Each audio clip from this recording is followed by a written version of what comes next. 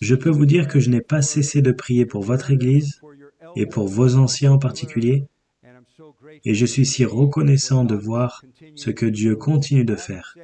Je dois dire que votre Église a été, depuis des années que je vous connais, un modèle de vie d'Église saine dans de nombreux domaines. Un domaine où je pense que vous avez été un bon exemple pour moi et pour les autres est le domaine de l'évangélisation. Et votre croissance numérique au cours de ces années en est l'une des preuves. Et je veux renforcer votre engagement à l'évangélisation ce matin en parlant d'un aspect de ce sujet. Permettez-moi de commencer par poser une question rhétorique. C'est une question à laquelle vous n'êtes pas censé répondre à voix haute. Et cette question est, que demanderiez-vous à Dieu de vous donner concernant l'évangélisation? Je pense que certains diraient, Dieu, donne-moi plus d'amour pour les perdus, plus de compassion pour les perdus. Qui d'entre nous a assez d'amour et de compassion pour les perdus? Certains d'entre vous pourraient demander plus d'occasions de témoigner. Certains d'entre vous pourraient dire, Seigneur, j'ai besoin de plus de sagesse pour répondre aux questions que les non-croyants me posent, pour que je puisse donner une meilleure raison de l'espérance qui est en moi. Mais j'ose dire que beaucoup d'entre nous demanderaient également à Dieu une plus grande et sainte assurance dans l'évangélisation. Et donc je veux vous parler ce matin de l'assurance sainte. Je me suis rendu compte que, attendez, c'est 2 jours avant le 500e anniversaire au sens propre de la Réforme. Et plutôt que votre pasteur, je suis en chair, n'aurais-je pas dû choisir de parler des 5 solas de la Réforme? Eh bien, 2 choses viennent de ma conscience. Numéro 1, je peux vous inviter à un séminaire à l'église de Laredo dans environ 1 semaine et demie, où Phil Johnson viendra de Californie et s'exprimera sur les 5 solas. Je vous invite donc à y aller. Phil Johnson est tout simplement un excellent orateur de la parole. Mon autre réconfort est le suivant. Quelle meilleure façon de commémorer le rétablissement de l'évangile biblique que de nous inciter à avoir de l'assurance dans la proclamation de cet évangile. Ainsi ma conscience est soulagée. Quand nous pensons à l'assurance dans l'évangélisation, comme dans tant de domaines de la vie chrétienne, il faut trouver un équilibre. Si l'assurance sainte est au milieu d'une continuité, qu'y a-t-il de chaque côté? D'un côté, on pourrait penser à une effronterie charnelle, la rudesse. Sans amour, sans souci, sans compassion, une approche directe et désobligeante. Utiliser l'évangélisation pour mettre plus d'encoche sur notre fusil d'évangélisation. À l'autre bout du spectre serait la peur de l'homme, la lâcheté, l'égoïsme, qui nous empêche de partager l'évangile avec ceux qui en ont désespérément besoin. Permettez-moi donc de commencer par quelques avertissements quant à ce que je pense de Dieu, ne veut pas dire par assurance sainte. L'assurance dans l'évangélisation n'est pas de l'effronterie, de la rudesse, de la dureté, de la brusquerie. Ce n'est pas être argumentatif, insensible.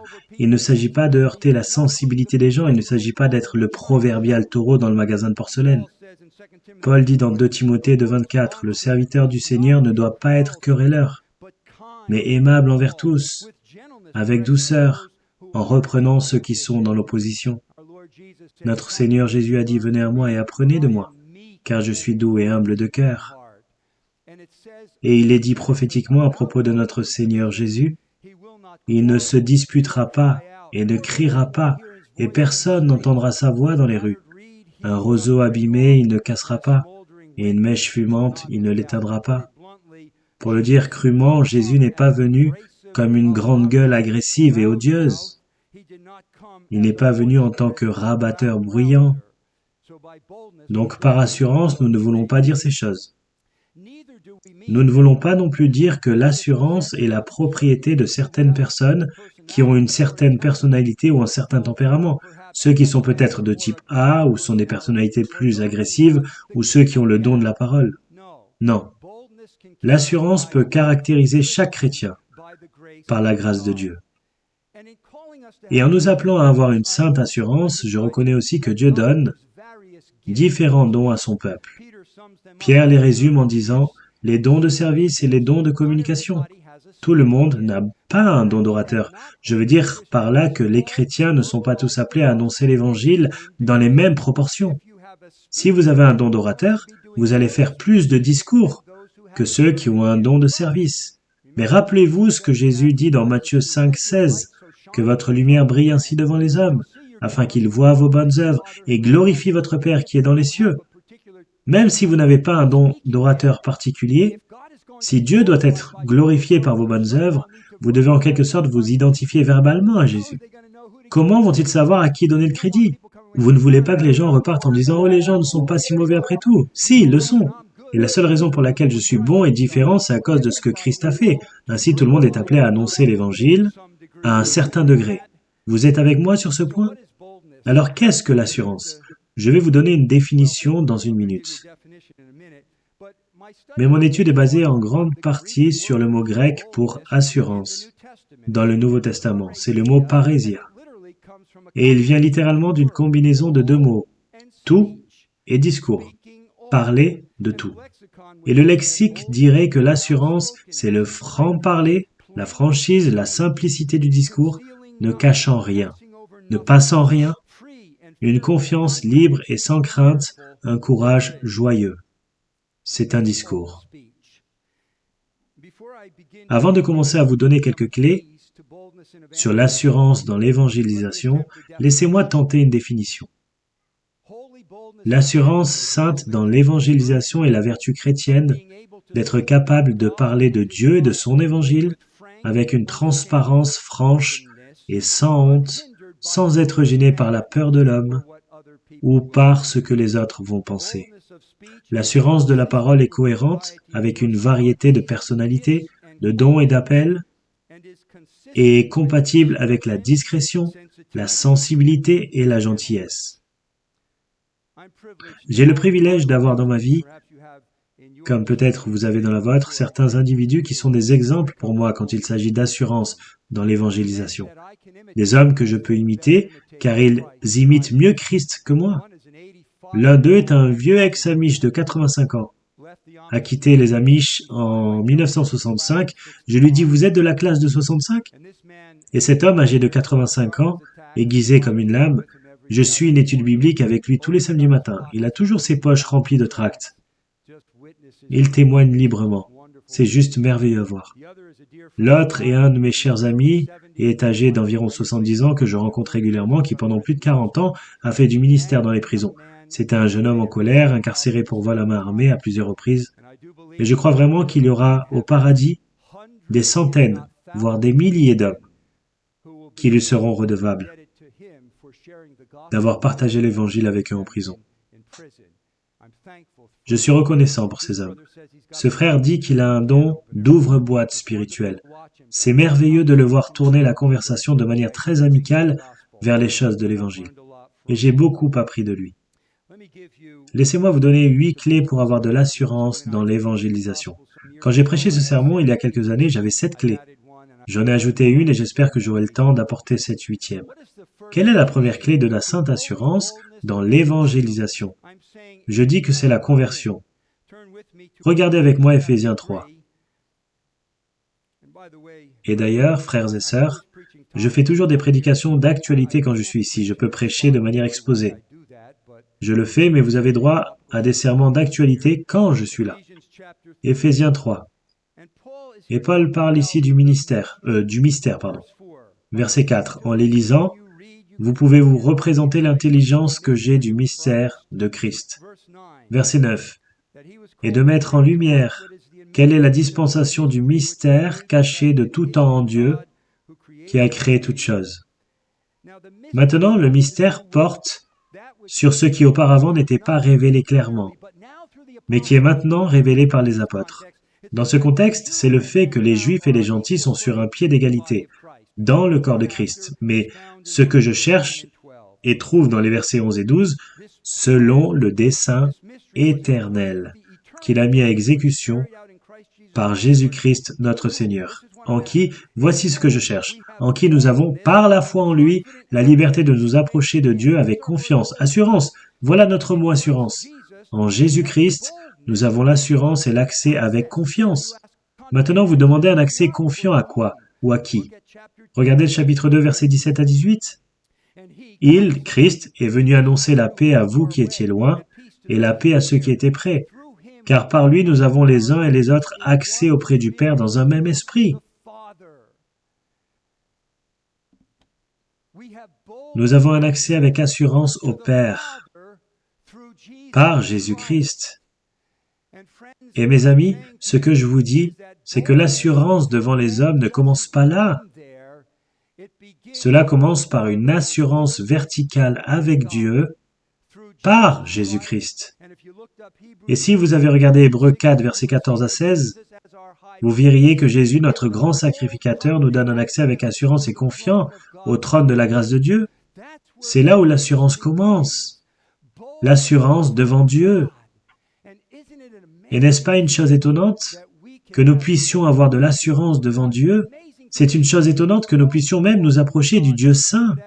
Mais comme le dit l'hymne de Wesley, avec assurance, je m'approche du trône éternel et revendique la couronne par Christ qui est mien. Avec tout ce que nous savons sur la sainteté de Dieu et tout ce que nous savons sur nos propres péchés, c'est incroyable que nous puissions approcher le trône de Dieu avec assurance. C'est seulement parce que nous avons un grand Christ qui comble le fossé entre le Dieu saint et l'homme pécheur. Mais c'est la réalité. Et l'assurance dans l'évangélisation commence avec l'assurance devant Dieu. Maintenant, il est possible pour les personnes non sauvées de témoigner de Christ et même de gagner des gens à Christ. J'ai un ami qui, il y a quelques décennies, s'est converti à l'église baptiste libérale de Riverside, dans la ville de New York.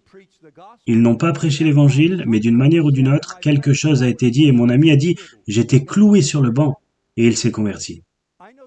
Je sais que certains des jeunes hommes qui m'ont influencé au départ dans la vie chrétienne se sont avérés ne pas être convertis. Quelqu'un a pu témoigner devant vous et vous êtes venu à Christ et cette personne s'est avérée plus tard ne pas être convertie elle-même. Dieu utilise des bâtons tordus pour dessiner des lignes droites, non? Mais en général, ce n'est pas le cas. En général, vous n'êtes pas motivé pour annoncer la bonne nouvelle à moins que cela soit venu d'une bonne nouvelle pour vous. Et donc, je dis que la première clé de l'évangélisation est la conversion.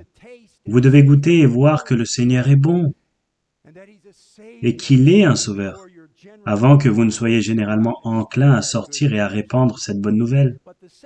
Mais la deuxième clé de l'assurance dans l'évangélisation est la confiance dans l'autorité du message.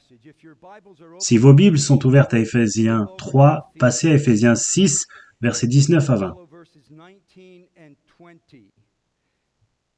Et Paul dit, « Priez pour moi, afin qu'il me soit donné, quand j'ouvre la bouche, de faire connaître hardiment et librement, c'est notre mot, le mystère de l'Évangile, pour lequel je suis ambassadeur dans les chaînes, et que j'en parle avec assurance. » Le même sens, comme je dois en parler.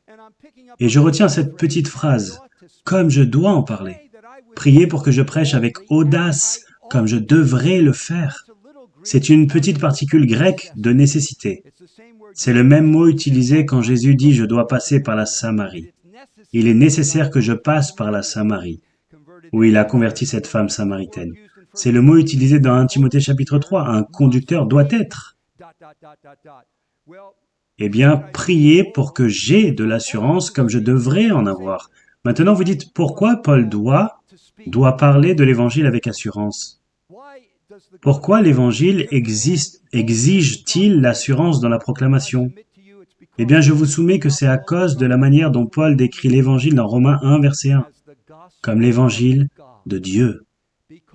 Parce que c'est l'Évangile de Dieu. Il exige de l'assurance et de l'autorité. C'est l'Évangile de Dieu en ce sens qu'il émane de Dieu, et parce que c'est un message sur Dieu, un des noms pour un prédicateur est héros. Et ça parle de l'homme qui apporte le message du roi. Et quand un héros venait dans les temps anciens ou plus tard, il ne venait pas vers une foule de gens en disant « Excusez-moi, excusez-moi, je voudrais vous faire quelques suggestions de la part du roi. Excusez-moi. Il venait au nom du roi et disait « Écoutez, écoutez !» On sonnait la trompette et les gens se taisaient. Parce que s'il ne prêtait pas attention, il devrait répondre devant le roi. Cela n'a rien à voir avec lui-même. Il n'y a pas d'autorité au sein de sa propre personne. Ce n'est pas de l'arrogance de sa part. Il apporte un message du roi. Et donc il n'est pas venu timidement avec quelques suggestions. Il est venu avec autorité. C'est ce que dit le roi. Si vous n'aimez pas ça, vous allez devoir faire face au roi. Je ne suis que le messager du roi. Et donc l'assurance vient du fait que nous avons un message de Dieu. L'apôtre Paul dans Galates chapitre 1 verset 1 dit « Paul apôtre non de la part des hommes, ni par un homme, mais par Jésus-Christ et Dieu le Père, qui l'a ressuscité des morts. Je n'ai pas été envoyé par une autorité humaine, mais par Dieu et par Christ. » Et il a donc exercé cet apostolat avec autorité. Et si vous comprenez que le message que vous apportez n'est pas votre message, il n'a pas éclos dans votre petit cerveau, c'est l'évangile de Dieu. C'est le message de Dieu. Vous le direz avec autorité. Permettez-moi de donner une faible illustration. Si vous êtes dans un domaine d'activité où il y a une autorité reconnue, certains d'entre vous sont dans certains domaines professionnels et il y a certains hommes qui sont des experts reconnus dans ce domaine. Et peut-être qu'ils ont écrit un livre. Et vous avez une discussion avec vos collègues sur un sujet. Et il se trouve que vous avez lu le livre de l'expert reconnu dans le domaine. Et donc, tout d'un coup, vous parlez et vous dites, « Eh bien, un tel et un tel disent. » Et tout d'un coup, il y a un silence. « Oh, c'est vrai ?» Cela vient avec autorité, parce qu'il est l'expert reconnu vers qui tout le monde se tourne. Vous ne parlez pas de manière hésitante, vous parlez avec confiance. Il se trouve que je sais ce que l'expert reconnu dans le domaine dit. Eh bien, nous parlons de l'expert en la matière. Dieu Tout-Puissant, c'est son message, et ainsi l'assurance naît de la confiance dans l'autorité du message. Mais une troisième source de confiance, l'assurance vient de la confiance dans la puissance du message. Vous savez ce que dit Romains 1, verset 16 ? « Je n'ai pas honte de l'Évangile, car c'est la puissance de Dieu pour le salut, de quiconque croit, pour le juif d'abord et pour le grec ensuite. C'est la dunamis, la dynamite de Dieu pour le salut. Nous savons que le message de l'Évangile a une puissance inhérente. Romains 10, verset 17, la foi vient de ce que l'on entend, et ce que l'on entend vient de la parole de Dieu. 1 Thessaloniciens 1, 5, Paul dit, notre Évangile ne nous ayant pas été prêché en parole seulement, mais avec puissance, avec l'Esprit Saint, et avec une pleine persuasion. Et sachant cela, Paul pouvait dire au chapitre 2, verset 2, « Après avoir souffert et reçu des outrages à Philippe, comme vous le savez, nous prîmes de l'assurance en notre Dieu pour vous annoncer l'évangile de Dieu au milieu de bien des combats. » Qu'est-ce qui a alimenté son assurance là-bas? Il savait que Dieu était capable de posséder le message et de l'accompagner de sa puissance. Et cela a alimenté son assurance. Non seulement il y a une confiance dans l'autorité ou la source du message, mais il y a une puissance inhérente dans le message lui-même quand Dieu choisit de le posséder. Laissez-moi vous demander, quand vous parlez de l'Évangile, où est votre confiance? Est-ce dans la personne à qui vous en parlez? Son libre arbitre et sa capacité à répondre? J'espère que non. Vous savez ce que dit la Bible sur l'homme dans son état naturel? 2 Corinthiens 4, si notre évangile est encore voilé, il est voilé pour ceux qui périssent, pour les incrédules, dont le Dieu de ce siècle a aveuglé l'intelligence. Éphésiens 2 dit, vous étiez morts par vos offenses et par vos péchés. 1 Corinthiens 2, 14 dit, mais l'homme animal ne reçoit pas les choses de l'Esprit de Dieu, car elles sont une folie pour lui, et il ne peut les connaître parce que c'est spirituellement qu'on en juge. Dr. D. James Kennedy de l'association Évangélisme Explosion avait l'habitude de dire « Toutes les personnes à qui nous parlons ont un léger handicap. Elles sont aveugles, sourdes et mortes dans leurs péchés. » Un léger handicap. Votre confiance ne peut pas être dans la personne qui reçoit le message. Votre confiance est-elle en vous-même? Vous êtes peut-être une personne très persuasive, une personne très éloquente, mais pouvez-vous, par la puissance de vos paroles, ouvrir des yeux aveugles et donner la vie à des pécheurs morts? Non, notre confiance n'est pas dans la puissance de la personne qui doit croire. Ce n'est pas en nous-mêmes et en notre capacité de persuasion, mais grâce à Dieu. Quand Dieu le décide, quand vous donnerez ce message, il viendra avec puissance. Et il fera ce que nous ne pouvons pas faire. C'est pourquoi dans 2 Corinthiens 4, après avoir dit que Satan a aveuglé les esprits, il poursuit en disant « Car Dieu qui a dit « La lumière brillera du sein des ténèbres » a fait briller la lumière dans nos cœurs pour faire resplendir la connaissance de la gloire de Dieu sur la face de Christ. Loué soit Dieu que la même puissance qui a dit que la lumière soit au début de la création est le Dieu qui se plaît à dire à des âmes assombrées par le péché que la lumière soit. Et tout d'un coup, les écailles tombent, leurs yeux sont ouverts, ils se voient comme des pécheurs et ils croient en Jésus-Christ. Donc notre confiance ou notre assurance viennent de la confiance non seulement dans l'autorité du message, mais dans la puissance du message pour ouvrir le cœur des hommes. Voici une quatrième clé de l'assurance. La communion avec Jésus-Christ, qui est présente et vitale. Acte 4, verset 13. Vous pouvez y aller ou simplement écouter. Acte 4, verset 13 dit « Lorsqu'ils virent l'assurance, la parésia, de Pierre et de Jean, ils furent étonnés, sachant que c'étaient des hommes du peuple, sans instruction, et ils les reconnurent pour avoir été avec Jésus. » Vous voyez le lien entre l'assurance avec laquelle ils ont parlé et le fait qu'ils avaient été avec Jésus? Voici le Sanhédrin, et ils entendent ces pécheurs. Vous n'êtes pas censé connaître Dieu et la religion. Tout ce que vous savez, c'est comment attraper les poissons. Mais ils parlent avec assurance des choses de Dieu, aux chefs religieux reconnus de l'époque. Et ils le faisaient sans s'excuser, sans hésitation. Ils déclaraient avec assurance. Et ils ont vu cette assurance, et ils ont dit, « C'est du déjà vu. Nous avons déjà vu cela auparavant. Ah oui, nous l'avons vu dans ce rabbin effronté de Nazareth. » Ces hommes ont été avec Jésus. C'est pourquoi ils parlent avec tant d'assurance. Parce qu'ils ont été avec Jésus. Et frères et sœurs, nous ne sommes pas avec Jésus dans la chair, parce qu'il est au ciel, mais nous communions avec Jésus. Nous communions avec lui dans sa parole et par la prière, et c'est en communion avec lui personnellement que nous prendrons ses caractéristiques.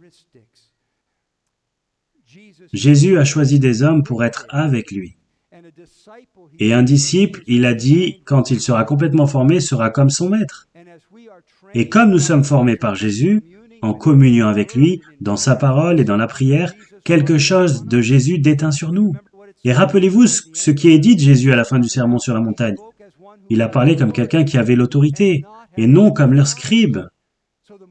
Donc, plus nous le contemplons, nous devenons comme lui, et nous avons plus d'assurance comme lui. Et nous parlons avec autorité comme il a parlé. Et plus nous communions avec le Seigneur, plus nous apprenons à le connaître, plus nous le voyons travailler en nous, à l'œuvre à travers nous, répondant à nos prières. Ne devenez-vous pas plus convaincus de la réalité du Seigneur, tel qu'il est vraiment, et il est vraiment vivant? Oh, il était réel pour moi quand il m'a converti. Je ne peux pas expliquer ma vie, sauf que il est vivant et il m'a fait passer de la mort à la vie. Mais cette réalité grandit à mesure que vous communiez avec lui et vous voyez davantage de sa réalité, plus de la véracité de sa parole, plus de lui à l'œuvre, et œuvrant dans la vie des frères et sœurs et à travers nous. Et vous êtes de plus en plus convaincus que Jésus est vivant. Et cette communion avec lui alimente votre assurance. Rappelez-vous dans Acte 4, un peu plus tard, lorsque les disciples Pierre et Jean sont appelés sur le tapis et ils disent « Regardez, en gros, pour paraphraser, faites-nous ce que vous devez faire. Nous ne pouvons pas arrêter de dire les choses que nous avons vues et entendues. Nous en avons trop vu, nous en avons trop entendu. Nous en savons trop sur la réalité de ce Christ. Faites-nous ce que vous voulez. Nous ne pouvons pas arrêter de parler, parce qu'il est réel pour nous. Et nous essayons de le rendre réel pour les autres. Et donc une autre chose qui vous donnera de l'assurance, c'est de cultiver votre communion avec Jésus. Le rencontrez-vous chaque jour? Dans sa parole, en lisant, en étudiant, en méditant, en l'invoquant, en lui déversant votre cœur, en vous repentant de vos péchés, en confessant vos péchés, en lui demandant de travailler en vous, en lui demandant de travailler à travers vous, en lui demandant de travailler dans vos frères et sœurs. Par ces moyens de grâce, vous verrez sa réalité dans votre vie. Et cela ne peut qu'augmenter votre assurance. Voici une cinquième raison ou clé de l'assurance dans la vie chrétienne, l'assurance dans l'évangélisation. J'appelle ça la prière collective et la communauté des saints. Je suis encore dans Acte 4. Après que Pierre et Jean aient été appelés à rendre des comptes, ils sont menacés par les autorités dans Acte 4, 18. Et les ayant appelés, ils leur défendirent absolument de parler et d'enseigner au nom de Jésus. Arrêtez d'enseigner sur Jésus. Pierre et Jean leur répondirent, « Jugez s'il est juste devant Dieu de vous obéir plutôt qu'à Dieu, car nous ne pouvons pas ne pas parler de ce que nous avons vu et entendu. » Mais ensuite, il est dit au verset 23, « Après avoir été relâchés, ils allèrent vers les leurs et racontèrent tout ce que les principaux sacrificateurs et les anciens leur avaient dit. Et ils ont fait appel au corps de Christ pour prier. Et ils ont fait cette incroyable prière, verset 24.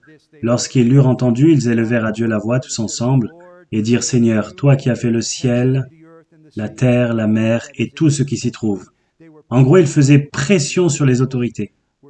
Nous sommes menacés par les autorités. Ils ont un pouvoir sur nous, mais nous faisons appel à Dieu comme celui qui a le pouvoir sur eux.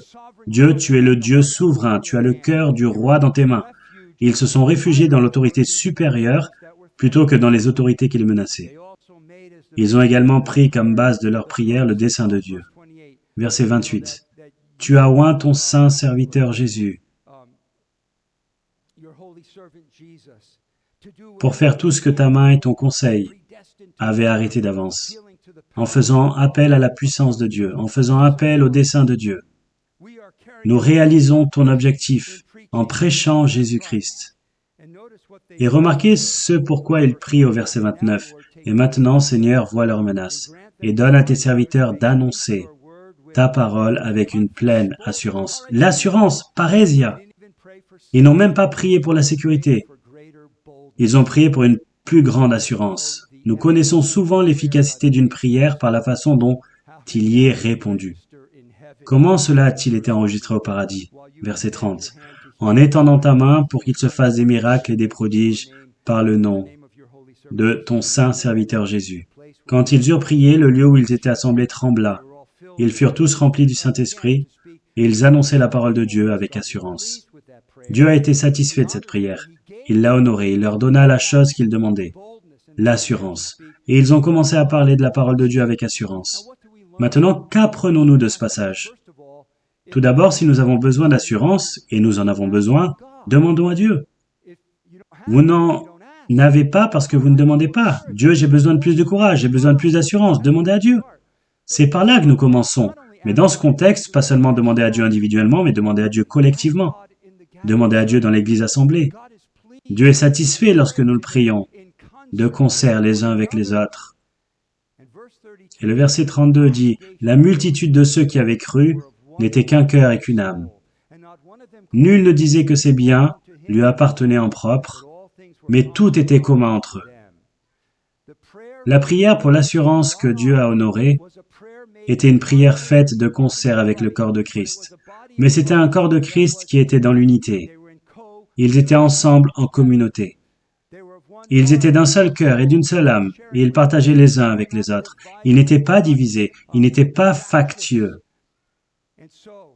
Et donc, aurions-nous de l'assurance dans l'évangélisation? Demandons à Dieu dans la prière, mais demandons à Dieu ensemble, en tant que communauté, avec un seul cœur et une seule âme. Une autre clé de l'assurance dans l'évangélisation, c'est une conscience qui est claire. Regardez 1 Thessaloniciens chapitre 2.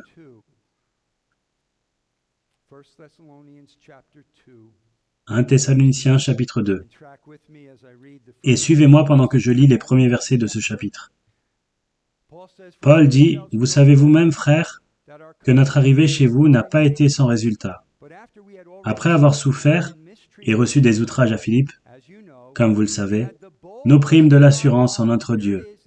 Voilà notre mot, parésia, pour vous annoncer l'évangile de Dieu au milieu de bien des combats. Nous avons fait preuve d'assurance. Qu'est-ce qui a alimenté son assurance ici? Verset 3. Car notre prédication ne repose ni sur l'erreur, ni sur des motifs impurs, ni sur la fraude, mais selon que Dieu nous a jugés dignes de nous confier l'Évangile. Ainsi nous parlons non comme pour plaire à des hommes, mais pour plaire à Dieu qui sonde nos cœurs.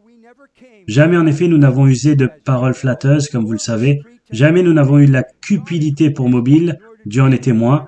Nous n'avons point cherché la gloire qui vient des hommes, ni de vous, ni des autres. Nous aurions pu nous produire avec autorité comme apôtres de Christ. Vous voyez d'où vient son assurance? Cela vient du fait qu'il a une bonne conscience. Je sais pourquoi je suis venu vers vous. Ce n'était pas pour être loué par les hommes. Ce n'était pas pour obtenir quelque chose de vous, par cupidité. Maintenant, il y avait de faux enseignants qui avaient toutes sortes de fausses motivations, mais Paul a dit, pas nous, par la grâce de Dieu. Nous n'avons pas de fausses motivations. Dieu connaît nos cœurs. Et vous savez comment nous nous sommes comportés. Et donc, son assurance est née d'une bonne conscience. Et il y a d'autres endroits qui l'affirment. Dans les Actes, chapitre 24, versets 15-16, Paul nous indique également la valeur d'une bonne conscience dans l'évangélisation. Il témoigne devant les Juifs et il dit, « Et ayant en Dieu cette espérance, comme ils l'ont eux-mêmes, qu'il y aura une résurrection des justes et des injustes. » En vue de cette résurrection à venir, et en vue de la destinée éternelle de l'homme, c'est pourquoi je m'efforce d'avoir constamment une conscience sans reproche devant Dieu et devant les hommes. À un autre endroit, dans 1 Pierre chapitre 3, verset 15, il parle de la valeur d'une bonne conscience dans le témoignage. 1 Pierre 3, 15. Mais sanctifiez dans vos cœurs Christ le Seigneur, étant toujours prêt à vous défendre avec douceur et respect, devant quiconque vous demande raison de l'espérance qui est en vous, et ayant une bonne conscience, afin que là même où ils vous calomnient comme si vous étiez des malfaiteurs, ceux qui décrivent votre bonne conduite en Christ soient couverts de confusion. Encore une fois, dans le contexte de l'évangélisation, maintenez une bonne conscience. Et encore un texte de l'Ancien Testament, Proverbe 28, verset 1. Le méchant prend la fuite sans qu'on le poursuive. Le juste a de l'assurance comme un jeune lion. Mathieu Henry commente, « La culpabilité fait de nous tous des lâches. Les justes ont de l'assurance comme un lion. » Maintenant, nous sommes justes avec la justice de Christ, oui, mais nous sommes aussi appelés à marcher dans la droiture et à marcher avec une conscience irréprochable. Et frères et sœurs, n'est-ce pas votre témoignage que vous êtes plus susceptibles d'avoir de l'assurance en annonçant l'Évangile aux autres quand vous marchez devant Dieu avec une bonne conscience? Si vous avez souillé votre conscience avec le péché et que vous ne vous en êtes pas repenti, ce n'est pas la clé pour ouvrir votre bouche avec assurance. Vous reculez. Vous ressentez un sentiment de honte et de culpabilité. Maintenant, nous devons faire attention aux attaques du diable et à ses accusations. Parfois, lorsque nous avons péché et nous avons confessé, le diable nous accusera encore et nous fera nous sentir coupables et essayera de nous faire taire. Nous ne devons pas le croire. Nous devons dire, j'ai péché, je me suis repenti, j'ai confessé, je suis purifié. Il n'y a aucune raison pour que je puisse pas parler de l'Évangile. Satan va-t'en. Le sang de Jésus me couvre. Ne devenez pas la proie des mensonges du diable qui vous fera vous sentir coupable ou voudra vous faire sentir coupable quand vous n'êtes pas coupable. Mais d'un autre côté, soyons comme Paul qui se donne du mal pour maintenir une bonne conscience envers Dieu et envers les hommes. Maintenez des comptes à découvert. Dès que vous péchez en pensée, en parole ou en acte, confessez-le, repentez-vous, gardez votre conscience claire. Une bonne conscience est une arme puissante dans la vie chrétienne pour l'évangélisation. Eh bien, la 7e des 8 clés de l'assurance est ce que j'appelle une connaissance confidentielle que vous avez sur les gens. Regardez avec moi Actes, chapitre 26. Les connaissances confidentielles des informations privilégiées que vous avez sur les gens. Acte 26. Paul témoigne devant 2 officiers romains. Il y a Agrippa et il y a Festus. Commencez avec moi au verset 19. En conséquence, roi Agrippa, je n'ai point résisté à la vision céleste. À ceux de Damas d'abord, puis à Jérusalem, dans toute la Judée, et chez les païens, j'ai prêché la repentance et la conversion à Dieu, avec la pratique d'œuvres dignes de la repentance. Paul fait un récit de voyage de son ministère. Voilà pourquoi les Juifs se sont saisis de moi dans le temple et ont tâché de me faire périr. Mais grâce au secours de Dieu, j'ai subsisté jusqu'à ce jour, rendant témoignage devant les petits et les grands, sans m'écarter en rien de ce que les prophètes et Moïse ont déclaré devoir arriver. Savoir que le Christ souffrirait et que ressuscité le premier d'entre les morts, il annoncerait la lumière au peuple et aux nations. Ensuite, il a interrompu. Pendant que Paul disait cela pour sa défense, Festus, un autre officiel romain, a dit d'une voix forte, « Tu es fou, Paul! Ton grand savoir te fait déraisonner. » « Je ne suis point fou, très excellent Festus, » répliqua Paul. « Ce sont au contraire des paroles de vérité et de bon sens que je prononce. Le roi Agrippa, qui était un adepte de Jéhovah et de la religion juive, le roi est instruit de ces choses, et je lui en parle librement. L'assurance, car je suis persuadé qu'il n'en ignore aucune, puisque ce n'est pas en cachette qu'elles se sont passées. Crois-tu au prophète, roi Agrippa? Je sais que tu y crois. Et Agrippa dit à Paul, tu vas bientôt me persuader de devenir chrétien. Qu'est-ce qui a donné à Paul une assurance particulière devant le roi Agrippa? Parce que Paul savait ce qu'Agrippa savait. Il s'était converti au judaïsme, il croyait les prophètes de l'Ancien Testament. Ces prophètes ont prophétisé sur le Christ qui vient. Paul savait qu'Agrippa connaissait les prophètes et savait que les prophètes avaient prophétisé sur Jésus. Il savait aussi qu'Agrippa était au courant des circonstances qui avaient eu lieu autour de Jésus de Nazareth. Il était au courant de la vie et du ministère et de la mort et de l'enterrement et de la résurrection proclamée de Jésus. Donc Paul savait ce qu'Agrippa savait. Il savait qu'il savait ces choses.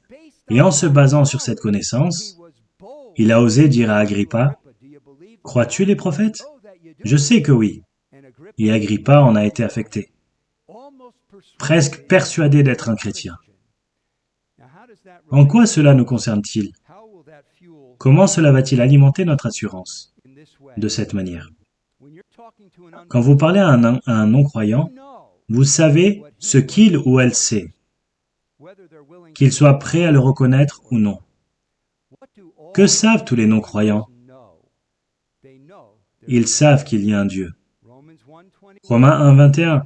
Même quand ils connaissent Dieu, pas de manière salvatrice, mais ils ont connu par sa puissance divine, parce qu'ils avaient vu dans la création, ils savent qu'il y a un Dieu créateur. Même quand ils connaissaient Dieu, ils ne l'ont pas honoré comme Dieu. Tous les hommes savent de manière innée qu'il existe un Dieu créateur, parce que Dieu a mis cette connaissance en eux. Que savent-ils d'autre? Ils savent qu'il y a une éternité, parce que Ecclésiaste 3:11 dit que Dieu a mis l'éternité dans leur cœur. Les animaux n'ont pas ce sens de l'éternité. Ils mangent, ils boivent, ils dorment, ils s'accouplent, ils jouent, ils meurent. Manger, boire, dormir, s'accoupler, jouer, mourir, c'est une existence animale. Pas ainsi pour l'homme. Vous allez n'importe où sur la planète et les gens ont un sens de l'éternité. C'est pourquoi la religion est tellement universelle. Il y a une divinité qui a besoin d'être apaisée, parce que nous savons que nous allons rendre des comptes. Ils savent de manière innée que cette vie n'est pas tout ce qu'il y a. L'éternité a été mise dans leur cœur. Que savent-ils d'autre? Ils ont un sens élémentaire de la moralité, le bien et le mal. Pourquoi? Romains 2,14 disent que ce que la loi exige a été mis sur le cœur de chaque homme depuis la création. Que savent-ils d'autre? Ils savent qu'il y a un jugement qui arrive. Parce que Romains 1,32 nous dit, après une liste de péchés, Paul dit, et bien qu'ils connaissent le jugement de Dieu, déclarant dignes de mort ceux qui commettent de telles choses, non seulement ils les font, mais ils approuvent ceux qui les font. Ils savent qu'il y a un jugement qui arrive. Et je dis, frères et sœurs, cela devrait être une grande assurance, une grande source d'assurance pour nous. Nous avons des informations privilégiées sur l'incroyant. Il peut le nier, elle peut le nier, elle peut ne pas le reconnaître, mais nous savons que c'est vrai. Vous pouvez aller voir n'importe quel incroyant et savoir qu'ils savent qu'il y a un Dieu. Ils savent qu'il y a l'éternité, une vie après celle-ci. Ils ont le sens du bien et du mal. Ils savent qu'ils ont fait du mal. Et ils vont faire face au jugement. Cela ne vous donne-t-il pas confiance pour déclarer l'Évangile avec assurance? Vous avez un allié en eux. Ils peuvent ne pas aimer cet allié. Ils peuvent essayer d'abaisser, de repousser cet allié, à moins que leur conscience soit complètement brûlée, comme avec un fer rouge, cet allié parle et confirme ce que vous dites à l'intérieur. C'est une autre source d'assurance dans l'évangélisation. Maintenant, auparavant, quand j'ai prêché ce message il y a quelques années, j'en avais que 7. Mais la semaine dernière, j'en ai ajouté une 8e. Et nous terminerons par là. C'est ceci. Qu'est-ce qui alimentera votre assurance dans l'évangélisation? Qu'est-ce qui devrait le faire plus que tout autre? La contemplation de la terreur du jugement. Regardez 2 Corinthiens 5. Et mon frère, je suis content que tu aies lu ce passage, parce que je veux terminer avec ça. 2 Corinthiens 5. Comme on l'a lu dans les premiers versets, il parle de notre état ultime. Abandonner cette tente terrestre, planter cette tente pour un autre corps dans la résurrection. Mais reprenons au verset 9, dit-il, compte tenu du fait que nous allons nous tenir devant le Seigneur, c'est pour cela aussi que nous nous efforçons de lui être agréables, soit que nous demeurions dans ce corps, soit que nous le quittions, car il nous faut tous comparaître devant le tribunal de Christ. Le tribunal de Christ, afin que chacun reçoive récompensé selon le bien ou le mal qu'il aura fait, étant dans son corps. Connaissant donc la crainte du Seigneur, nous cherchons à convaincre les hommes. Dieu nous connaît, et j'espère que dans vos consciences, vous nous connaissez aussi. Maintenant, laissez-moi prendre quelques minutes pour expliquer ce que je comprends, parce que les commentateurs diffèrent dans leur interprétation. Certains diraient que lorsqu'il dit « En connaissant la crainte du Seigneur, nous persuadons les hommes que la seule préoccupation de Paul est de persuader ses détracteurs de sa sincérité et de son intégrité. » Maintenant, pour être sûr, si vous étudiez 2 Corinthiens, il se défend contre les accusations des Corinthiens qui ont été influencés par de faux enseignants. Il cherche à défendre son intégrité et sa sincérité. C'est pourquoi il dit au verset 11, « Dieu nous connaît, Dieu sait ce que nous sommes. J'espère que dans vos consciences, vous nous connaissez aussi.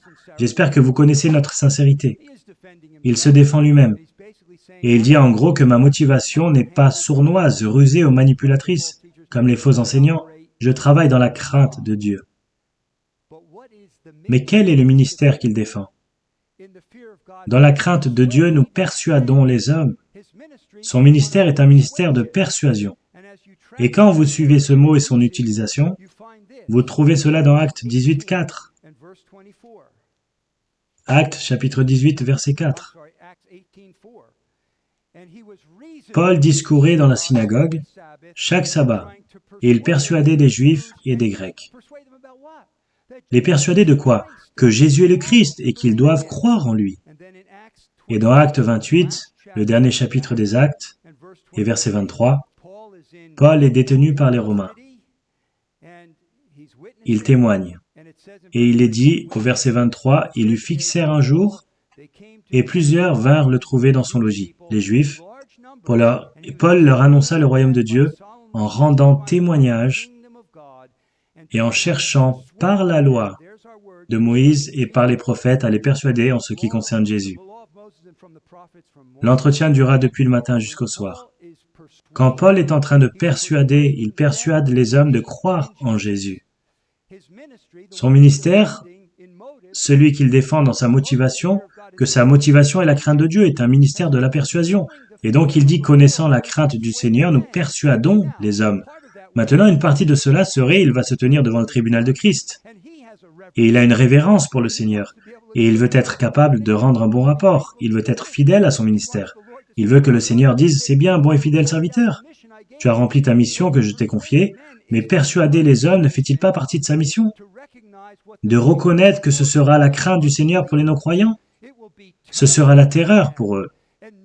Et en sachant que pour les non-croyants, le jour du jugement et la crainte du Seigneur seront un jugement terrible, il persuade les hommes.